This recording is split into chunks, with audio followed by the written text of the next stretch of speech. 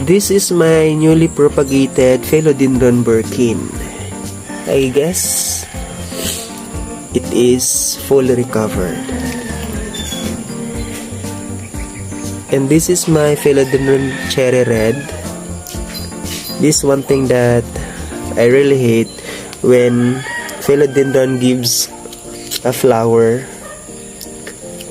The leaves really sacrifice for a long period of time because the nutrients will focus on the flower development rather than to the leaves.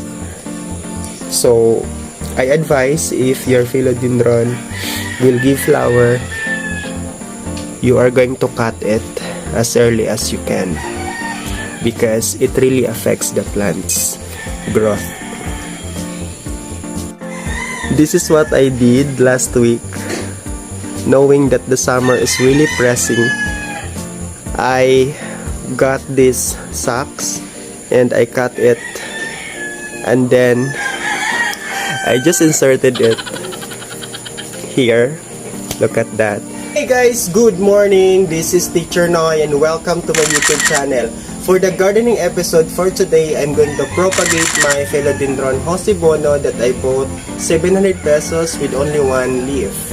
Now, you can see my Philodendron Bono, how it grows very fast and how it looks so beautiful. And if you're interested to this video, don't forget to subscribe and tap the bell icon for you to be notified for the new video that I'm going to upload in my YouTube channel. And I'm going to share also the care and tips in growing this Philodendron Bono, why the leaves look very big, and also my potting media that I use in growing this Philodendron.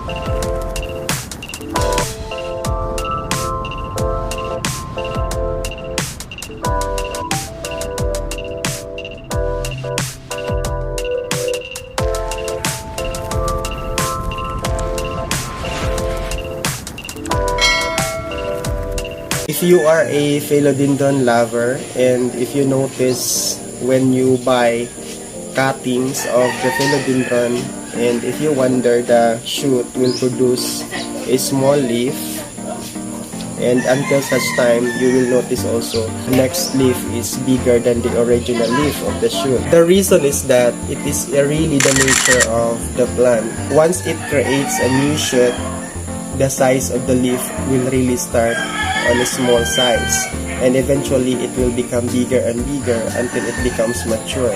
It is just like a mother. The mother will bear a baby, and the baby, once the age is higher, the maturity also of the development of its growth, it is really noticeable that a person becomes bigger, and also the size, you know what I mean. And if you are ready, let's start this gardening episode, propagation of the BUNO Philodendron. This is my Philodendron Bono. I bought this one in Mati City, still in GRG Flower Shop Plant Garden. You can visit in Mati City before you arrive in the St. Camillus Hospital in Mati City. So this Philodendron, I bought this Philodendron for only 700 pesos, but it has only one leaf. So this is the original leaf. One thing I love this Philodendron because of its variegation on the leaves. It is just like a Dalmatian dog,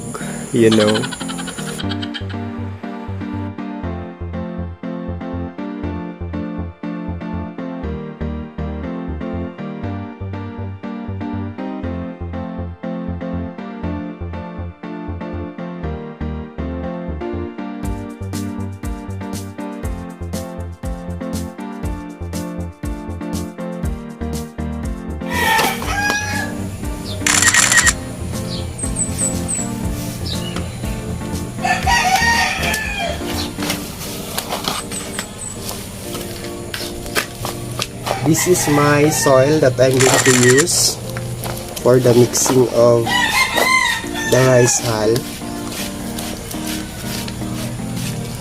Philodendron na si BUNO is not difficult to propagate or grow. It is really easy compared to other philodendrons. And also the potting media, you just use it regular soil and mix it with the rice hull or the organic fertilizer. You need to add the soil.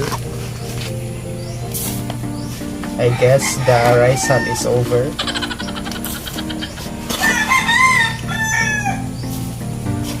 And it is not good for the philodendron when you are going to use large amount of soil. It should be balanced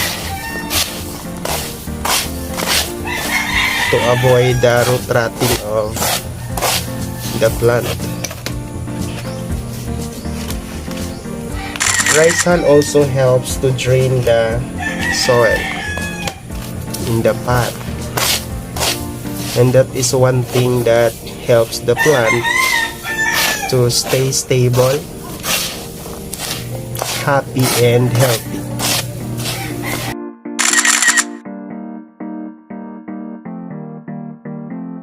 Why I will propagate this one?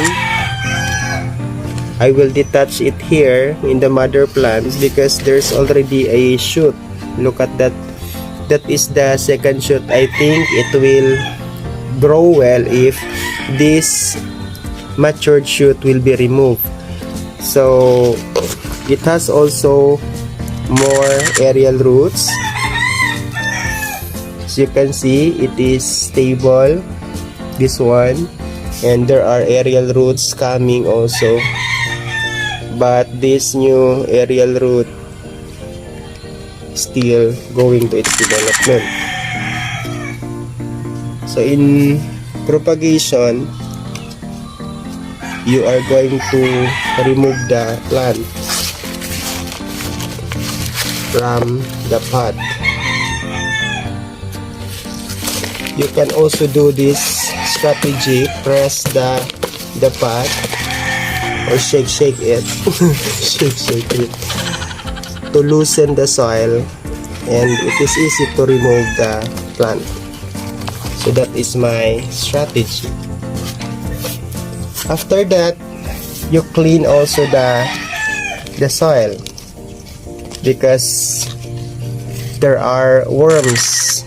Sometimes I notice or see under this part of the soil.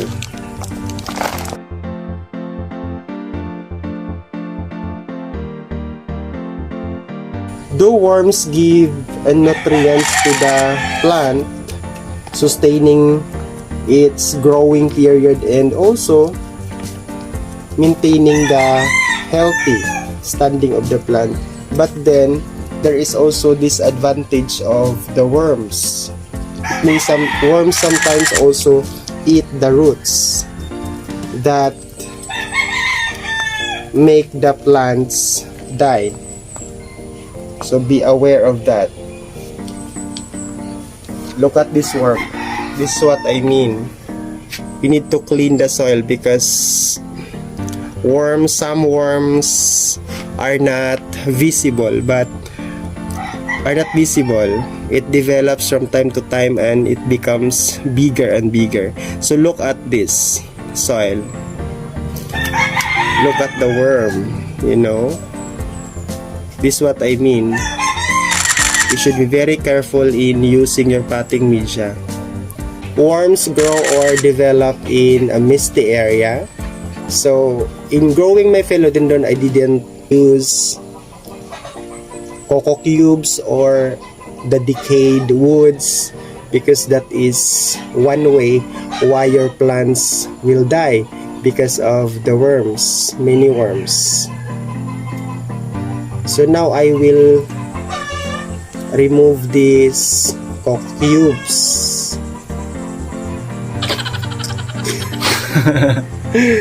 Oh my god. It's really shocking. If you see my expression the moment I held I held the worms. Oh my god. My eyes shriek. And see my expression. It is just like I'm watching the horror movie. Saying oh.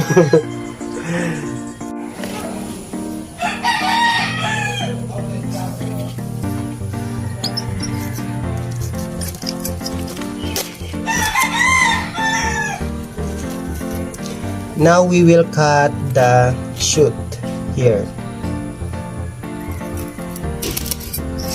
That's how easy to remove the shoot. Look at this mother plant. This is the shoot that I mean, that I'm telling to you. Once the first mature shoot will be removed, the second shoot will grow. And this one leaf will be the one to sustain this shoot to develop.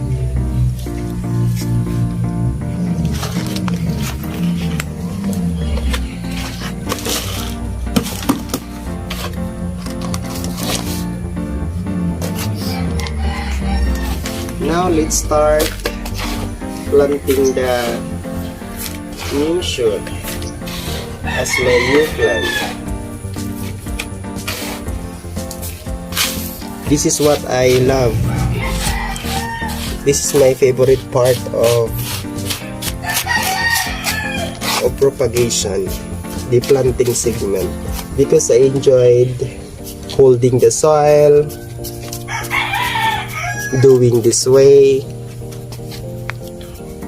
So for the wand, I will not cover it with anything except only the soil. I will just cover it using the soil to heal the wound. It will also help, and it's not expensive. Instead of buying something to heal the wound of your plant.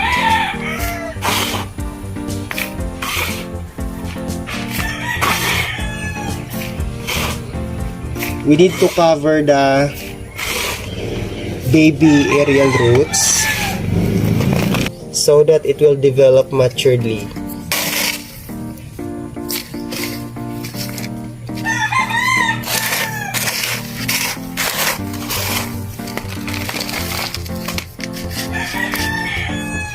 Okay, we're done for the shoot. Tap it to this leaf. This is the new leaf, unfurled. See, so beautiful.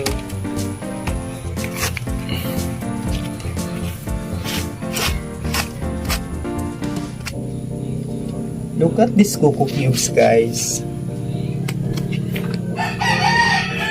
There are so many worms. These are the worms that really eating the roots of the plants. That is why I really don't like when I buy plants that I will be using the potting media, the soil. So I will disregard that one. I will use my own potting media because I'm sure that my mixture is compatible to the plant and also the environment. Guys, I would suggest for the cutting of philodendron, use a small pot. Do not use bigger pot because the plant will struggle in growing. You know what I mean? Because these roots will consume the soil. Once these roots already consumed the soil in your pot, that means that the plant is ready for its development. Kaya mas madaling tutubo yung halaman mo kapag gumamit ka ng maliit na pot compared sa malaki. Your plant will struggle in occupying the space, including also in the consumption of the soil that you use in your propagation. So that is my technique for the fast growing of shoot.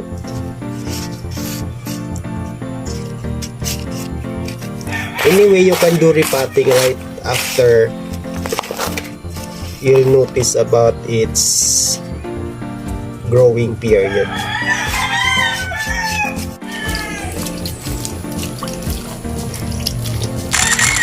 Once the plant is newly propagated or replanted, you water it heavily. Then next week, you water it again.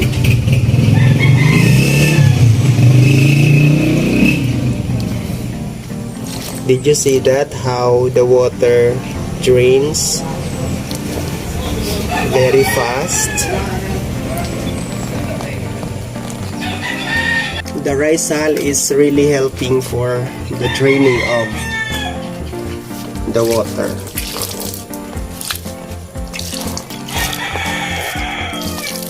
Compared to the other potting media.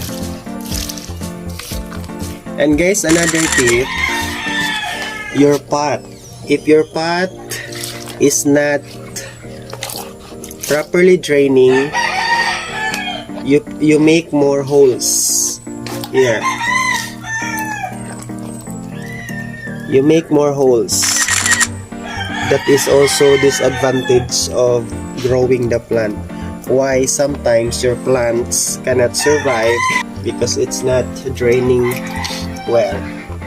Thereafter the propagation, we are going to find a new location for the newly propagated plant, because a newly propagated plant is sensitive for the direct sunlight. That is why good location, enough filtering of the direct sunlight is really important for this plant. I think this area is perfect for the newly propagated plant because of the shade.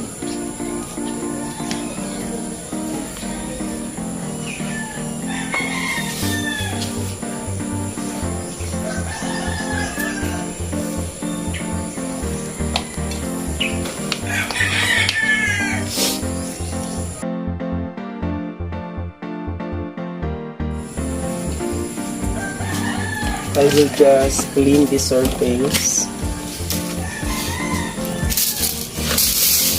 Maybe the ants are making their hole.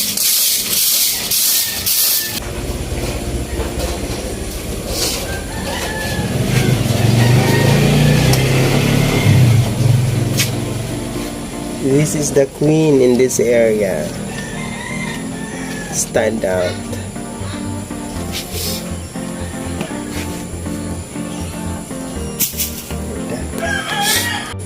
Guys, the end of our gardening episode for this morning.